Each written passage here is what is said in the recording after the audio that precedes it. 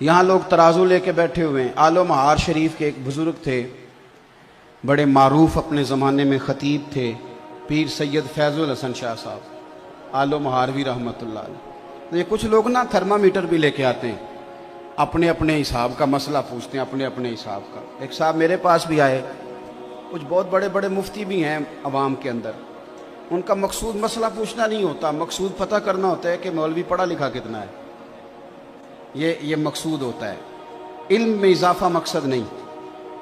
تو مجھ سے بھی ایک صاحب نے پوچھا کہ میں نے 20 مفتیوں سے مسئلہ پوچھا ہے، حل نہیں ہوا، اب میں آپ کے پاس آیا ہوں۔ تو میں نے کہا آپ 22ویں کے پاس ہی چلا جائیں، میں تو ان 20 سے بھی چھوٹا ہوں۔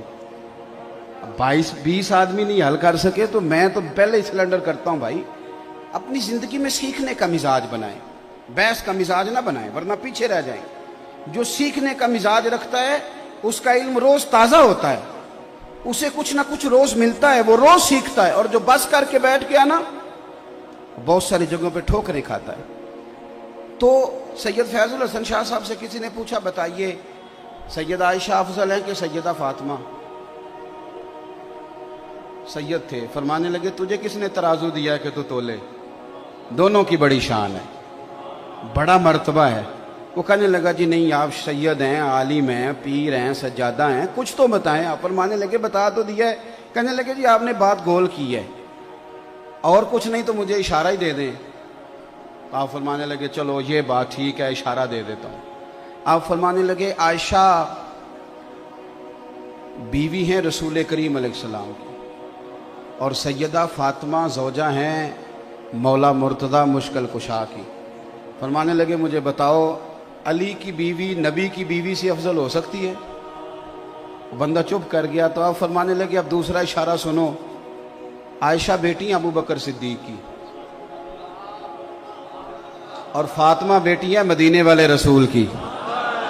اب یہ بتاؤ کہ ابو بکر کی بیٹی محمد عربی کی بیٹی سے افضل ہو سکتی ہے؟ بندہ سر پکڑ کے بیٹھ گیا، کہنے لگا شاہ جی نتیجہ کیا ہے؟ فرمان لگے گھر جا کے کڈی نتیجہ، تو نے کہا تھا مجھے اشارہ دے دے، تو اشارہ میں نے دے دیا ہے، اب نتیجہ گھر جا کے نکالنا کہ رزلٹ کیا نکلتا ہے۔ ہمارا ذمہ تو ادب کرنا ہے، پنچ نہ بنے آپ درمیان میں سرپنچ نہ بنے، آپ قول فیصل آپ درمیان میں فیصلہ کریں گے آپ۔ اور ایک بات یاد رکھنا، اگر کسی کے محب بن کے بھی بے ادبی کرو گے تو وہ بزرگ بھی تمہیں قبول نہیں کریں گے۔ کبھی چچا کی اور والد کی بحث ہو رہی ہو نا، تو بیٹا والد کی سپورٹ میں بھی بات کرے نا، والد کی سپورٹ میں بھی چچا کے خلاف، تو ابا بول کے کہہ دیتا ہے کہ پتر چپ کر، یہ ساڈا بھراواں دا مسئلہ ہے، تو اپنی حیثیت میں رہ۔ میری بات کی سمجھ آ رہی ہے؟ تو صحابہ کی بھی بڑی شان اور اہل بیت کی بھی بڑی شان، تو آپ کہاں الجھ رہے ہیں؟ تو مہربانی دیکھیں، ان سے پیار کریں، ان کا اکرام کریں۔ ہمیں صحابہ نے تو ان کا پیار سکھایا ہے، صحابہ نے سکھایا اہل بیت کا پیار، صحابہ نے۔ شاہ ولی اللہ محدث دہلوی کو نا پڑھے لکھے لوگ جو اب چونکہ M Phil P H D بہت زیادہ ہونے لگی ہے، تو جو لوگ اسلامک سٹڈیز کے ساتھ وابستہ ہیں وہ جب بر صغیر پاک و ہند میں لٹریچر لیں گے تو شاہ ولی اللہ کو ضرور دیکھیں گے۔ ازالۃ الخفا میں ایک بڑی خوبصورت روایت لائے ہیں، فرماتے ہیں کہ مال غنیمت بانٹ رہا تھا تو حضرت سیدنا عمر فاروق بانٹ رہے تھے، اور بندہ وہ ہے کہ جو ایک دینار کا نہ صرف یہ کہ حساب رکھنے والا ہے بلکہ حساب دینے والا بھی ہے۔ بانٹ رہے تھے تو بانٹتے نا آپ نے ہر صحابی کو 500 دینار دیے ہر ایک کو، اور بانٹ کس طرح رہا تھا کہ جو بدری ہیں نا ان کو 500 دینار دیے جائیں گے۔ بدر کے لوگوں کی بڑی شان ہے، حضور نے فرمایا اللہ ان سے راضی ہو گیا، سب کو 500 ملے۔ آپ کے اپنے بیٹے عبداللہ ابن عمر بھی آئے تھے، ان کو بھی 500 دی، اور جناب عبداللہ ابن عمر کی یہ شان ہے کہ نبی پاک نے فرمایا راجل صالح، فرمایا یہ جو عبداللہ بن عمر ہے یہ نیک آدمی ہے۔ حضرت عبداللہ ابن عمر کو بھی 500 دیا۔ امام حسن اور حسین آ گئے، حسنین کریمین، رسول کریم صلی اللہ تعالی علیہ وسلم کے دونوں شہزادے آئے تو جناب عمر فاروق نے پہلے تو وہ قطار توڑی نا جس قطار میں سارے لگے ہوئے تھے، فرمایا شہزادوں کو آگے آنے دو، اور پھر باقیوں کو 500 دیا، تو حسنین کریمین کو 1000 دیا۔ کوئی رکابت نہیں، کوئی مسئلہ نہیں، لیکن بچوں کا ویسے ہی دل کرتا ہے کہ ہمارا والد ہم سے زیادہ پیار کرے، یہ مزاج ہوتا ہے۔ آپ دیکھیں نا، بھتیجے سے بندہ جتنا مرضی بھی پیار کر لے، وراثت بیٹے کو ملتی ہے، بھتیجے کو نہیں ملتی۔ حضرت عبداللہ ابن عمر نے گھر جا کے اپنی اماں سے بات کی کہ اماں جی، حسنین کریمین تو اس زمانے میں بچے تھے، مدینہ شریف کی گلیوں میں کھیلتے تھے، میں بدر میں جاتا تھا، احد میں جاتا تھا، خندق میں گیا تھا، ابا جی نے ان کو 1000 دیا اور مجھے 500۔ تو آپ کی اہلیہ کہنے لگی حضرت عمر کی کہ بیٹا چپ کر جا، اگر موڈ اچھا ہوا تو بات کروں گی، ورنہ شیر کے قریب جانے کی کسی کی جرت ہے نہیں۔ حضرت عمر فاروق 2-4 دن کے بعد رات کو موڈ مبارک اچھا تھا تو اہلیہ کہنے لگی ایک چھوٹی سی گزارش کرنی تھی، ناراض نہ ہو تو۔ فرمانے لگے کہو۔ تو کہنے لگی عبداللہ ابن عمر کہہ رہے تھے کہ میں تو حضور کے زمانہ نور میں جہاد کرتا تھا، حسنین کریمین بچے تھے، تو انہیں ڈبل ملتا ہے، مجھے سنگل ملتا ہے، یہ کیا بات ہوئی؟ تو آپ نے فرمایا چل بلا ان کو۔ تو ماں ڈرنے لگی، کہنے لگی نہیں نہیں، انہوں نے کوئی اعتراض نہیں کیا، آپ مہربانی کریں۔ کہا نہیں میں کچھ نہیں، کہنے لگا بلا تو صحیح نا۔ بلایا، شہزادے عبداللہ ابن عمر تشریف لائے، حاضر ہوئے۔ تو آپ نے فرمایا پتر یہ تو نے کیا بات کی؟ سنو، یہ ایک غیر جانبدار آدمی کی بات عرض کر رہا ہوں۔ وہ لکھتے ہیں کہ جناب فاروق اعظم فرمانے لگے عبداللہ تیرا اور حسنین کا کیا مقابلہ؟ آپ اندازہ فرمائیں، فضیلتوں کی جو لسٹ ہے وہ اپنی جگہ موجود ہے کہ وہ بدر میں بھی گئے، احد میں بھی گئے، حضور نے ان کی تعریفیں بھی فرمائیں، ساری شانیں، اور بہت بڑے عالم تھے عبداللہ ابن عمر، انہیں مفتی مدینہ کہا جاتا تھا، لوگ ان سے استفتاء کرتے تھے، سوالات پوچھتے تھے۔ حضرت سیدنا عمر فاروق فرمانے لگے تیرا اور حسنین کا کیا مقابلہ؟ اور پھر فرمانے لگے بیٹا کیا تیری ماں کا نام بھی فاطمہ الزہرا ہے؟ کیا تیری خالاؤں کے نام بھی زینب، ام کلثوم اور رقیہ ہیں؟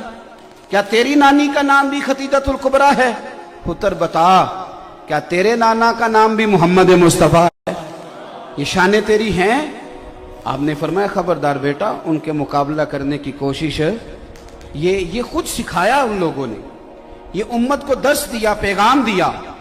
شاہ ولی اللہ صاحب کہتے ہیں کہ یہ بات چلتے چلتے نا مولا علی تک بھی پہنچی کہ حضرت عمر نے یوں کہا ہے۔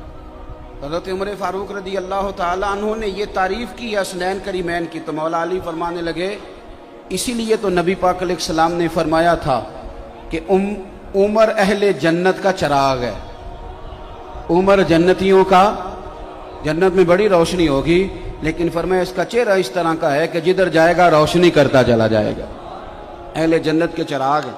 اب یہ بات حضرت عمر تک پہنچی، وہ حضرت علی تک پہنچی تھی اور یہ حضرت عمر تک پہنچی، تو جناب عمر فاروق فرمانے لگے مجھے ذرا علی تک لے جاؤ۔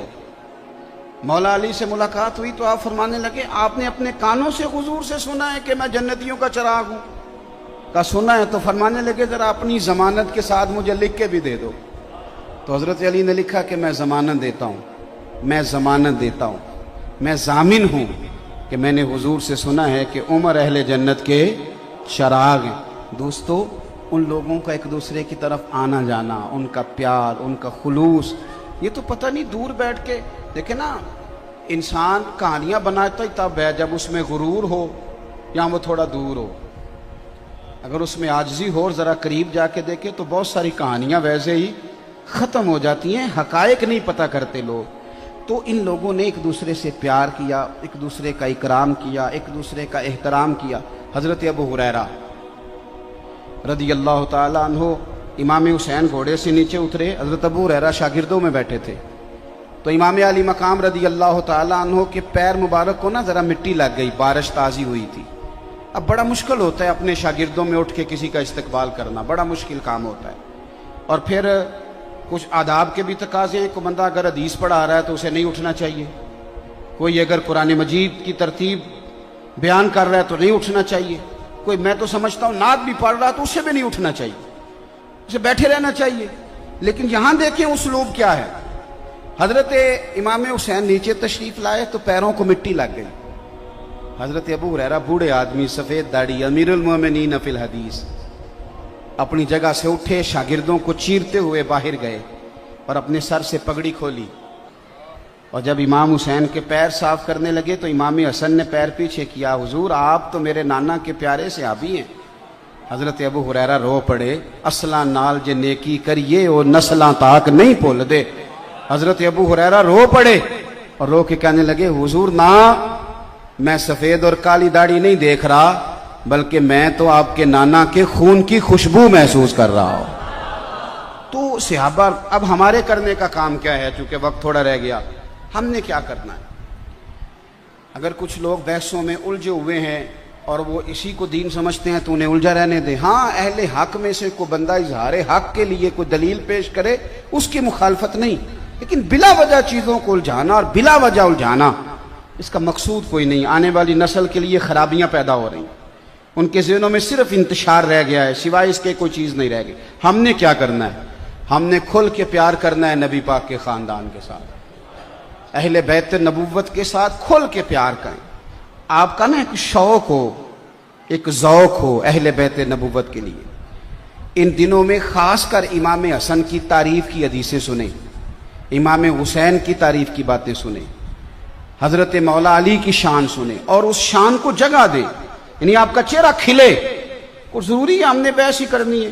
آپ کا دیکھیں اعلیٰ حضرت بریلوی رحمۃ اللہ تعالی علیہ، آپ نے لکھا ہے فتاوی رضویہ شریف کے اندر، اور حدیث کے راوی سیدنا عثمان غنی رضی اللہ تعالیٰ عنہ، اگرچہ بخاری مسلم میں بھی ہے، لیکن اعلیٰ حضرت فرماتے ہیں میں نے بہت ساری کتابوں سے جوڑ کے نا الفاظ حدیث یہاں جمع کر دی ہیں۔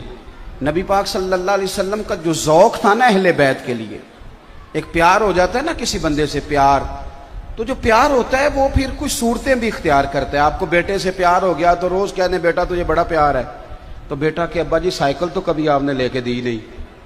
خالی پیار کا کیا معنی ہوتا ہے؟ اماں جی مجھے آپ سے بڑا پیار ہے، تو اماں کہ بیٹا کپڑے تو لے کے دے مجھے، کہتا نہیں وہ بڑا بھائی لے کے دے گا، تو دوائی لا دے، کہتا نہیں وہ دوسرے والا لے کے دے گا، میرے پاس ٹائم نہیں۔ تو اماں اس پیار کو قبول نہیں کرتی، تو پیار کچھ رنگ اختیار کرتا ہے۔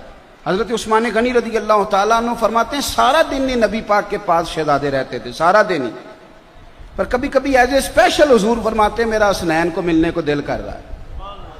آپ اس ذوق کو سمجھیں، یعنی میرا موقف یہ ہے کہ کبھی کبھی آپ مفتی صاحب سے آ کے کہیں جلسے کے علاوہ بھی، جمعے کے علاوہ بھی، کہ حضرت جی کوئی حدیث تو بیان کریں امام حسن کی شان میں۔